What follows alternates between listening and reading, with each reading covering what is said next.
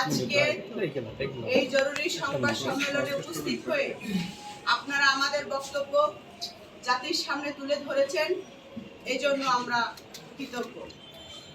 আপনারা অবগত আছেন যে বাংলাদেশ আম জনগণ পার্টির নিবন্ধন সংক্রান্ত সকল আইনগত শর্ত ও প্রয়োজনীয় কাগজপত্র যথাযথভাবে পূরণ করার পরও নির্বাচন কমিশন অজ্ঞাত ও অযৌক্তিক কারণে আমাদের দলের নিবন্ধন প্রক্রিয়া দীর্ঘদিন ধরে ঝুলিয়ে রেখেছে। এই বিলম্ব কোনোভাবেই গ্রহণযোগ্য নয় এবং এটি সংবিধান প্রদত্ত রাজনৈতিক অধিকার ও গণতান্ত্রিক চর্চার পরিপন্থী। সাংবাদিক বন্ধুরা, এই অন্যায় ও অনৈতিক আচরণের প্রতিবাদে গত 31 জানুয়ারি 2026 তারিখে আমরা নির্বাচন কমিশন অভিমুখে শান্তিপূর্ণ গণমিছিল কর্মসূচি কর্মসূচি থেকে আমরা নির্বাচন কমিশনকে স্পষ্টভাবে 24 ঘন্টার আলটিমেটাম প্রদান করেছিলাম, যাতে তারা আমাদের নিবন্ধন বিষয়ে একটি সুস্পষ্ট ও কার্যকর সিদ্ধান্ত গ্রহণ করে। কিন্তু দুঃখজনক হলেও সত্য, নির্ধারিত সময় অতিবাহিত হওয়ার পরও নির্বাচন কমিশনের পক্ষ থেকে কোনো ধরনের সদুত্তর, ব্যাখ্যা কিংবা ইতিবাচক পদক্ষেপ আমরা লক্ষ্য করিনি। এটি নির্বাচন কমিশনের দায়িত্বহীনতার বহিঃপ্রকাশ।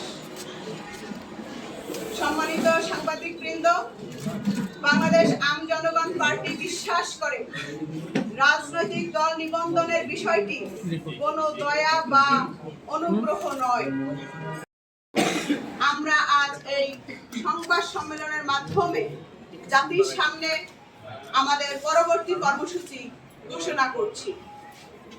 প্রিয় দেশবাসী, আগামীকাল রোজ মঙ্গলবার 3 ফেব্রুয়ারি 2026 সকাল 11 ঘটিকায় দলের নিবন্ধন প্রাপ্তির দাবিতে নির্বাচন কমিশনে আবেদনকৃত 23টি জেলা একযোগে স্ব নির্বাচন কমিশন কার্যালয়ের সামনে মানববন্ধন কর্মসূচি পালন করা হবে।